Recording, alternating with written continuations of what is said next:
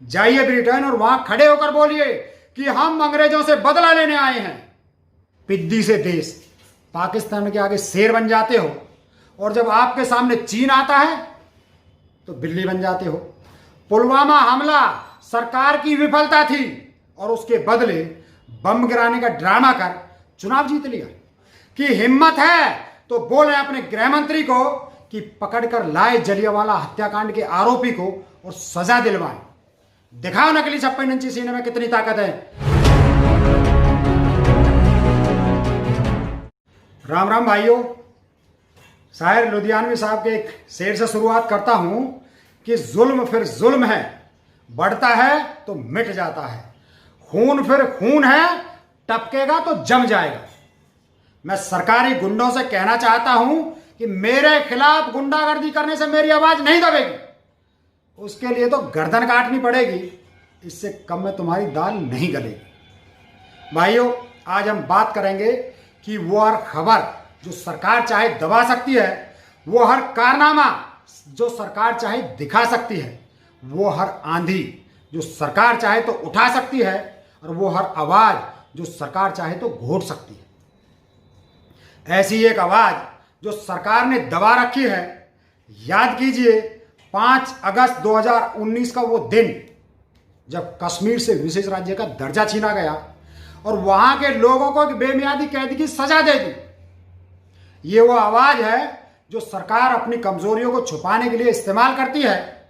आपको याद होगा अगस्त के बाद से कश्मीर में कोई हमला नहीं हो रहा था, ना कोई आतंकवादी मर रहा था, वहां सब कुछ ठीक था, इसलिए किसी को देखने भी जाने नहीं दिया गया।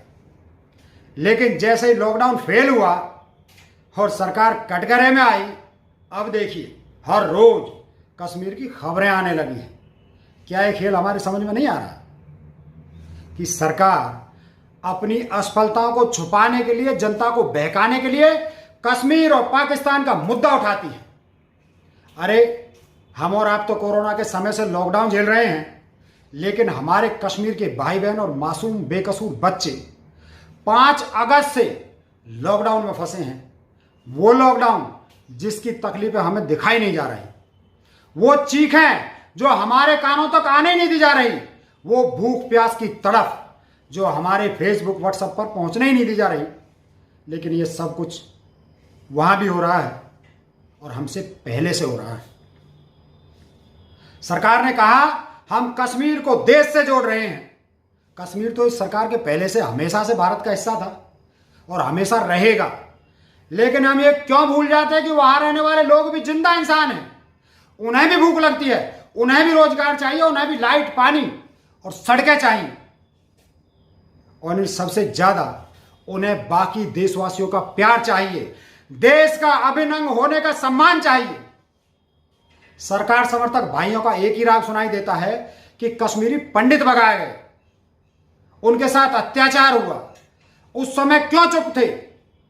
भाइयों, जब ये अत्याचार हो रहा था तो ना आप वहां थे, ना मैं वहां था, और उस अत्याचार भरे समय के लिए हम सब दुखी हैं।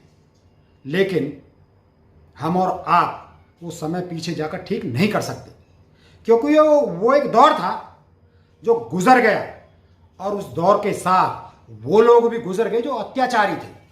अब वहां कोई अत्याचारी नहीं है, बल्कि अत्याचार सहने वाली वो मासूम जनता है जिनको आए दिन बंदूक के दम पर आतंकवादी लूटते हैं और उनके बच्चों को मार देते हैं, अपहरण करते हैं और उनमें जहर भरकर देश का दुश्मन बना देते हैं। बिल्कुल वैसे ही जैसे ही देश के और हिस्सों में नक्सली करते हैं। आप सभी सरकार समर्थकों से एक सवाल करना चाहता हूं कि अगर आपके पूर्वजों के अत्याचारों की सजा उनके वंशजों को देना चाहते हो तो फिर ये कानून सभी पर लागू होना चाहिए।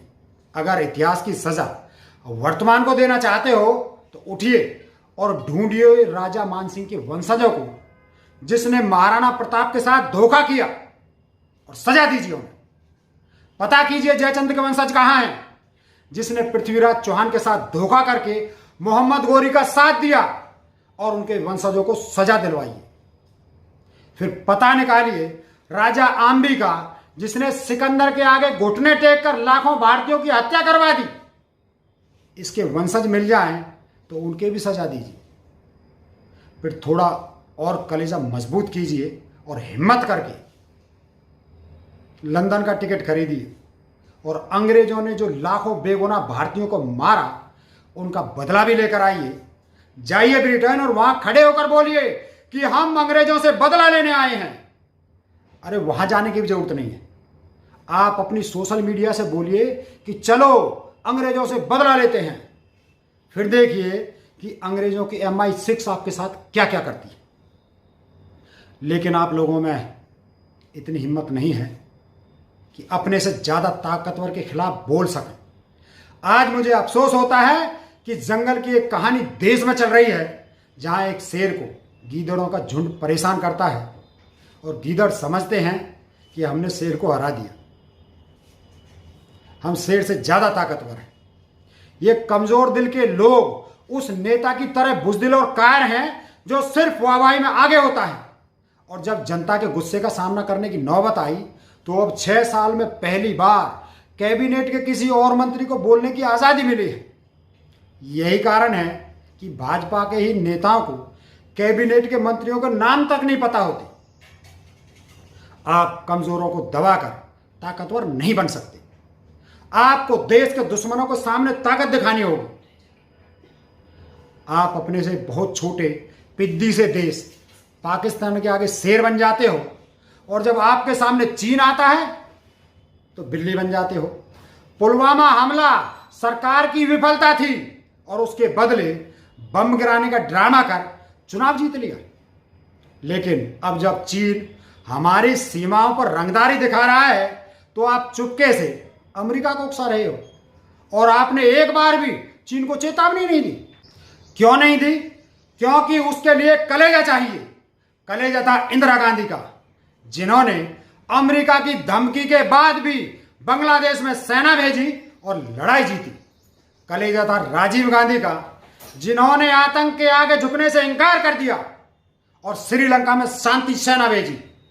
कलेजा है मनमोहन सिंह का, जिन्होंने परमाणु आपूर्ति के लिए अमेरिका के संविधान में संशोधन करवा लिया और बिना CTBT पर हस्ताक्षर किए भारत को परमाणु आपूर्ति समूह में शामिल किया।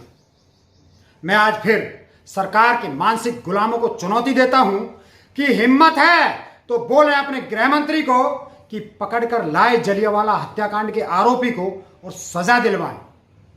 पकड़कर लाए उस अंग्रेजी जज को जिसने भगत सिंह को फांसी की सजा सुनाई थी, फिर उसको सजा देकर दिखाएं।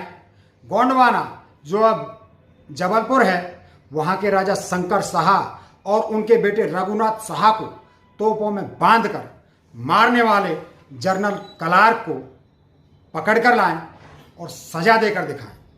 महमूद गजनबी, सिकंदर, चंगेज खान जैसे अत्याचारियों के वंशज आज भी सऊदी अरब में ही होंगे।